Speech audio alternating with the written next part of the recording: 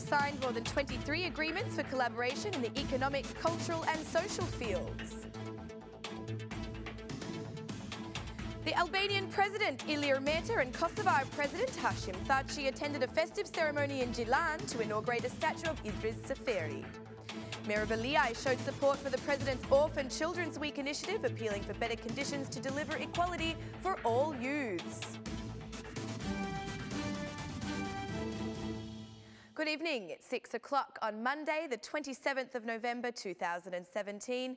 Welcome and thank you for joining us tonight for the English edition of Aura News, bringing you the day's national top stories translated into English 6 days a week. During the three joint meetings, which began back on January 11, 2014, the government of Albania and Kosovo have signed more than 23 agreements and memorandums for collaboration in various economic, cultural and social fields. Some of them have begun implementation, mainly the agreements related to the assistance and support that Albania gives to Kosovo for the integration process and the challenges of visa liberalisation. Also, they have determined agreements to collaborate in the field of education, where it has also been proposed to abolish VAT and other customs taxes for the imports and exports between the two states. There is still work to be done between the education ministries of the two respective countries in regards to recognition of qualifications. Another challenge remains trade exchange and removal of bureaucracies between the two countries.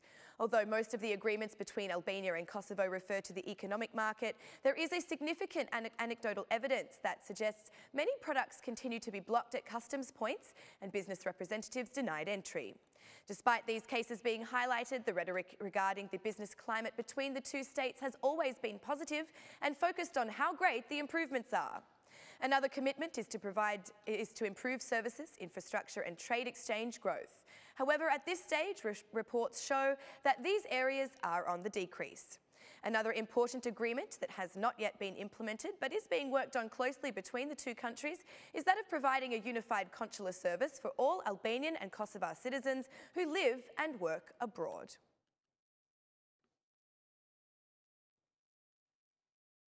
The new venue for hosting joint meetings between the Albanian and Kosovar governments was inaugurated today.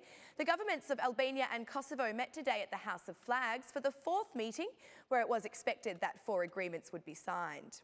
The city has taken significant security measures, while the historic buildings are making preparations to welcome the members of the cabinets of Edi Rama and Ramush Haradinaj. Korça's selection for this meeting was welcomed by the southeastern residents, who appreciate the relationship between the two countries and point out that there is still more to be done. The removal of customs and double obligations at the border, one of the goals of the two governments, is also one of the goals of the citizens. The Kosovo delegation is being accommodated in one of the hotels in the Pazar area of Korça, while the Albanians have chosen a hotel on the Republika Boulevard.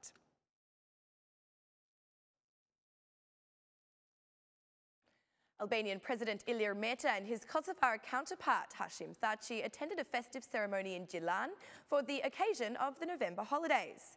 The event also saw the inauguration of the statue of a national hero, Idris Seferi. Ilir Meta said that without the contribution of Kosovar heroes, Albania's independence would not have been declared.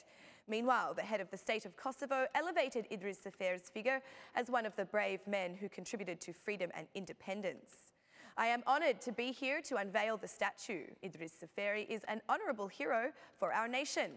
I am convinced that for such heroes of our nation, there is no death, only immortality, said Ilir Meta. The activity was accompanied by patriotic songs and traditional dancing.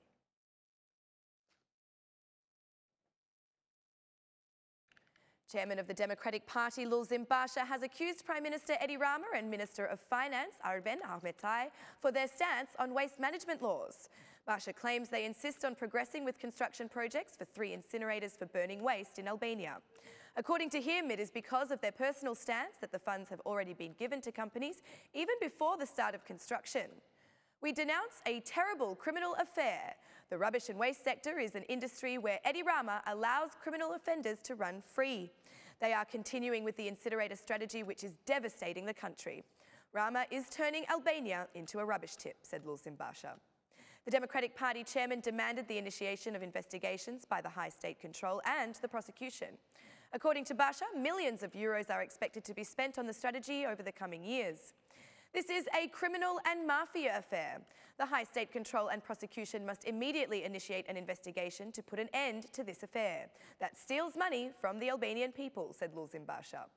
Basha also denounced the construction projects of 2 other incinerators in Korça and Rogozina.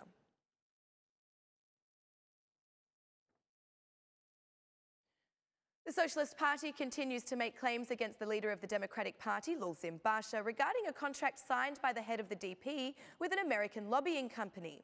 The Socialists accuse Basha of hiding the source of funding.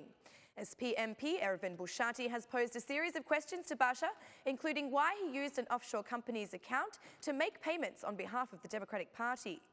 Where did Lulzim Basha find this money? Who has taken this money to an offshore island to escape the radar of the law? Who are the foreign nationals with whom Lulzim Basha formed an alliance to conduct this illegal affair, said Ervin Bushati. Bushati has also attacked the prosecution, casting doubt on the work of this institution and why it has not yet opened an investigation regarding the public denouncement by the SP. We call on the prosecution not to allow the shadow of suspicion to fall on it and to act without wasting time to uncover the details of this fraudulent affair, holding the opposition leader accountable for his signature and the misused stamp of the largest opposition party in the country, said Ervin Bushati. Following the initial allegations, the Democratic Party formally responded, stating that the contracts and payments were made subject to US laws and have been verified by US authorities.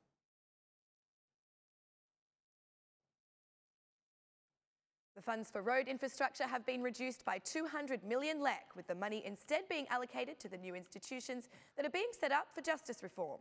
The Independent Qualification Commission had 15 million lek added and the appellate panel 30 million lek. Among others, funds have also been given to the High State Control, the Prison Directorate and the Ministry for Europe and Foreign Affairs. Infrastructure funds have been reduced by 200 million lek to allow for an increase to the security budget, said Erion Brace.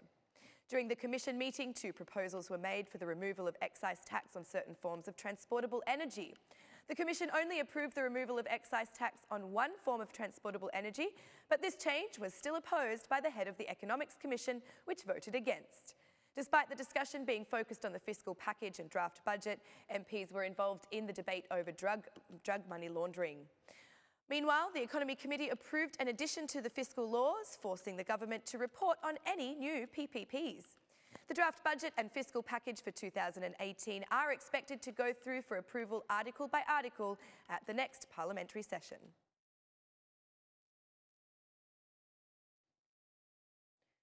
Lediana Dorbushi and her family had to start everything from the beginning again when she returned from Germany. Like thousands of Albanians, they tried to seek asylum, a request which was eventually rejected after a year and a half. From camps to the familiar houses in Germany, Lediana today sits at a desk in the professional school in Kamsa, studying information technology. We sought asylum in Germany, however, our application was rejected after a year and a half, said Lediana Dorbushi. Leonara Rucci is another student of the school. She is in her 4th year of studying social service. 1 year ago, Leonara also pursued the asylum route, but in the Netherlands. We sought asylum in the Netherlands, but we were forced to return, said Leonara Rucci. Repatriated, she is looking at the possibility of starting university in Albania. Meanwhile, Sonila Bregu has chosen the social health service as a caretaker for paediatric children. She has not tried asylum, but she does seek the possibility of working abroad.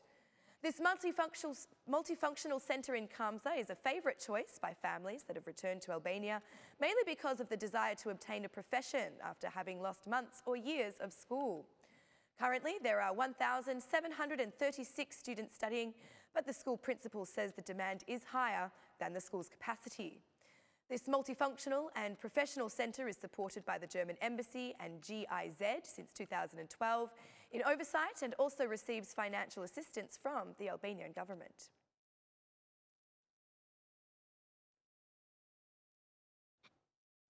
President Meta's Orphan Children's Week initiative has been joined by the Mayor of Tirana, Erion Veliaj. As he visited the President's office together with some children who are without parental care, Veliaj said that all institutions should create conditions for these children to feel equal with their peers. All children should be raised to feel equal with one another, said Erion Veliaj. The Mayor welcomed the President's initiative, which opened the doors of the institution for children. Our institutions are responsible for creating better conditions. We must take care of children, said Erion Veliai. The children and the Mayor of Tirana had the opportunity to attend an entertaining show put on by children's performers and, in the end, also received new shirts donated by the Albanian national football team. Orphan Children's Week is held within the framework of the 100th anniversary of the establishment of the first shelter for children in Albania.